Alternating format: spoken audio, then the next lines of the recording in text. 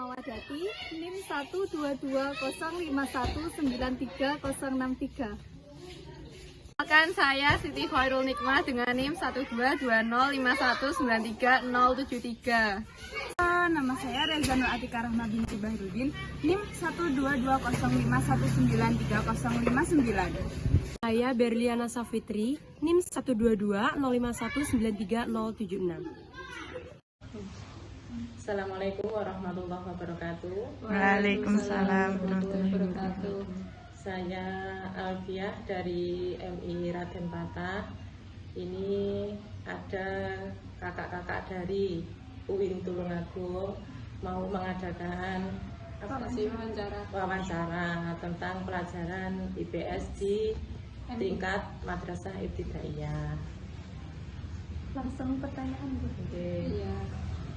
Itu yang pertama, bagaimana pendapat Ibu tentang pembelajaran IPS? Kalau menurut saya, pembelajaran IPS di tingkat Madrasah Ibtidaiyah itu sangat menyenangkan.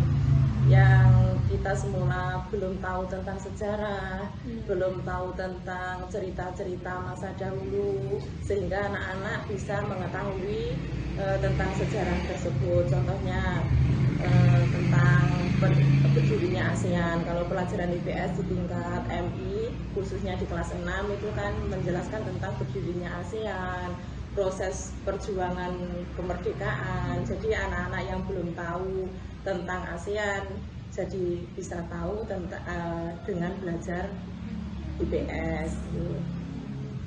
Untuk selanjutnya, bagaimana pendapat Ibu tentang pembelajaran IPS pada tingkat MI? Kalau menurut saya itu sangat penting ya, pembelajaran IPS untuk menambah pengetahuan kita tentang sejarah itu. Jadi sangat penting tentang pelajaran IPS khususnya. Metode pembelajaran apa saja yang Ibu gunakan dalam mengajar pembelajaran IPS? Ya, biasanya yang kami terapkan di lembaga kami yaitu menggunakan metode diskusi, ada ceramah tapi sedikit, diusahakan yang lebih aktif itu anak-anak.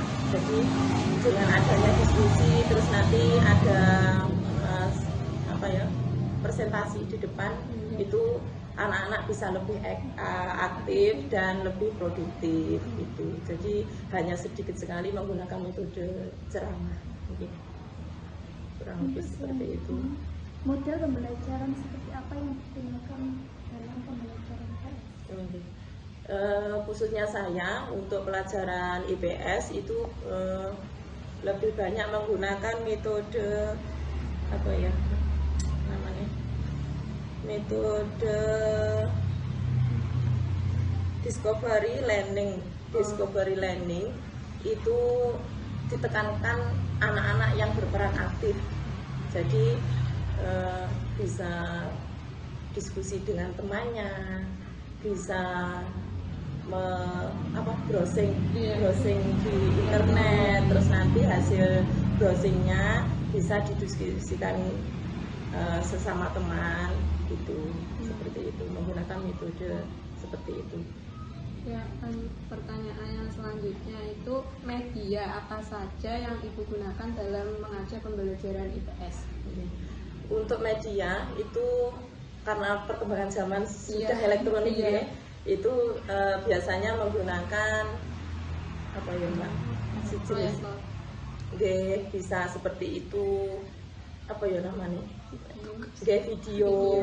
Jadi anak-anak nanti bisa menyimak video-video, terus nanti bisa merangkum. Jadi menggunakan media elektronik, media selain buku, selain buku yang relevan, biasanya menggunakan media-media elektronik.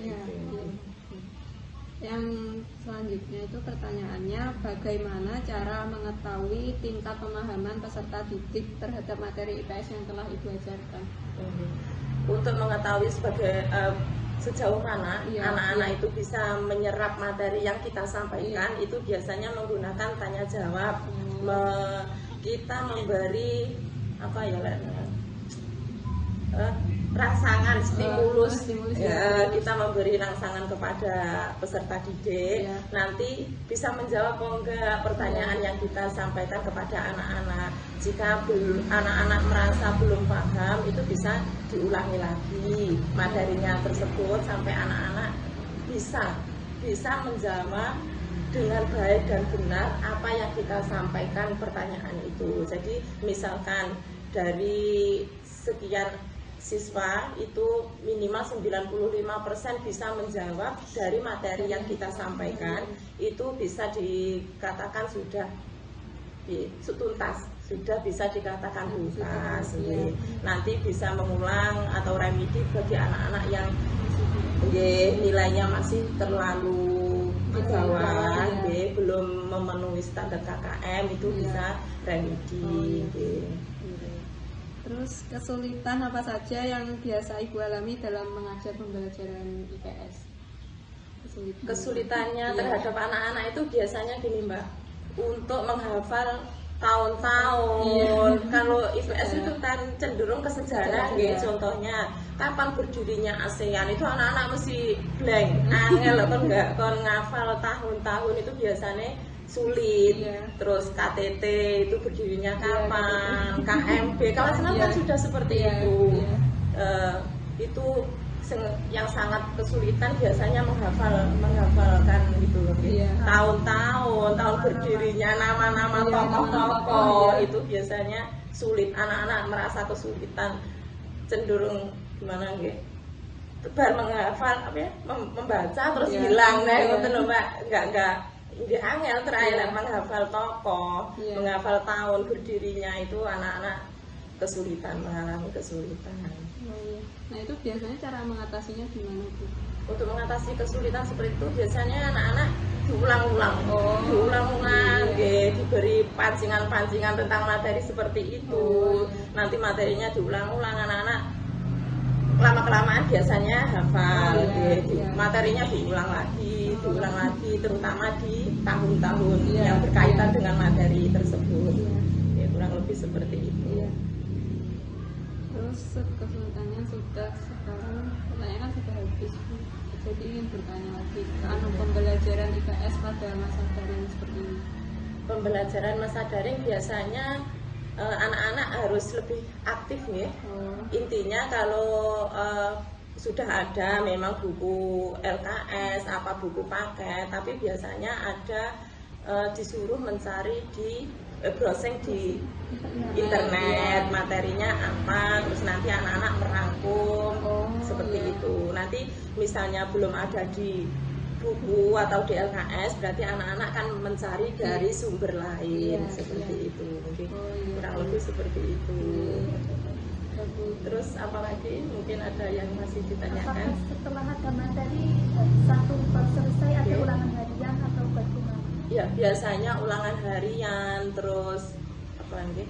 Itu seperti satu bab selesai, terus nanti diadakan ulangan harian.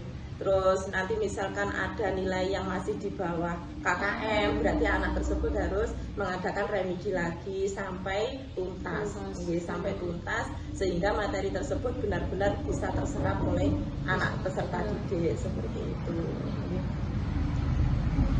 Mungkin masih ada pertanyaan lagi. Kalau dalam IPS itu yang penilaiannya itu seperti apa? Penilaiannya biasanya bentuknya penilaian soal itu biar bisa pilihan ganda, kan namanya jenis-jenis penilaian ada penilaian ganda. Terus sekarang itu ditekankan kan literasi untuk tahun ini loh, mulai tahun ini khususnya di tingkat SDMI itu menggunakan literasi. Kenapa literasi? Karena minat baca anak-anak itu zaman sekarang sangat sedikit sekali. Jadi ditekankan supaya anak-anak itu gemar membaca bagaimana. Jadi sekarang itu seumpama membuat soal itu harus dipancing dengan bacaan yang banyak. Terus nanti ada pertanyaan yang ada hubungannya dengan bacaan. Jadi anak-anak nanti mau nggak mau disajikan oleh Bapak Ibu guru. Dengan cara seperti itu anak-anak baru mau membaca. Kalau tidak seperti itu nggak mau untuk pripun nggih, dengan kesadarannya sendiri itu sangat sulit anak-anak untuk membaca karena sudah zamannya HP. Iya, sekarang Nggih, seperti itu. Jadi penilaiannya sekarang itu bisa menggunakan itu tadi jenis-jenis bisa menggunakan isian, pilihan ganda, seperti itu jenis penilaiannya. Kalau untuk pembelajaran IPS itu apakah ada penilaian sejenis seperti praktek, apa perlu praktek, apa hanya penilaian soal saja Bu? Kalau di tingkat MI masih sebatas penilaian, belum untuk apa nggih, biasanya pun di tingkat MTS, SMA kan sudah penelitian, terus nanti hasilnya bisa itu nggih. Sementara kalau di tingkat MI masih sekedar apa ya, penilaian tertulis seperti itu. Kalau kan Ibu sudah lama menjadi guru, itu bedanya KTSP sama K13 khususnya pelajaran IPS itu?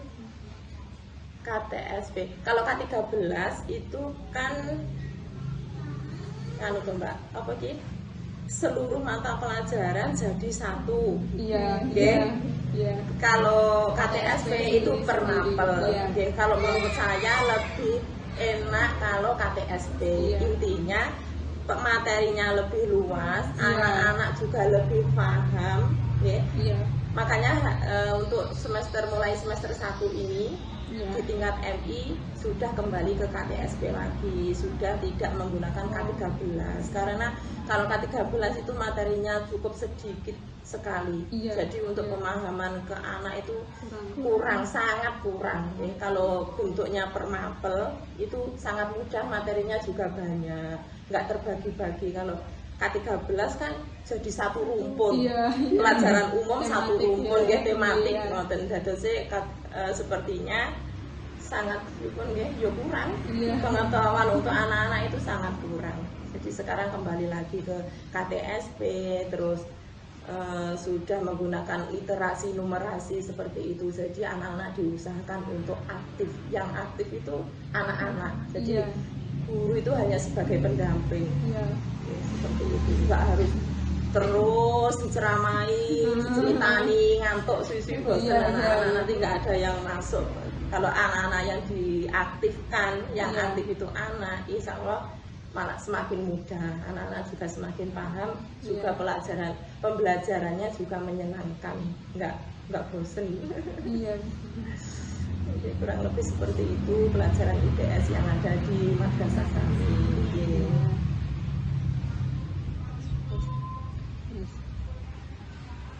Iya sudah. Terima kasih. Terima kasih atas sama-sama. Nah, mungkin ada kurang lebihnya, kami mohon maaf yang sebesar-besarnya. Mungkin hanya itu yang bisa kami sampaikan. Terima kasih. Assalamualaikum warahmatullahi wabarakatuh. Waalaikumsalam warahmatullahi wabarakatuh.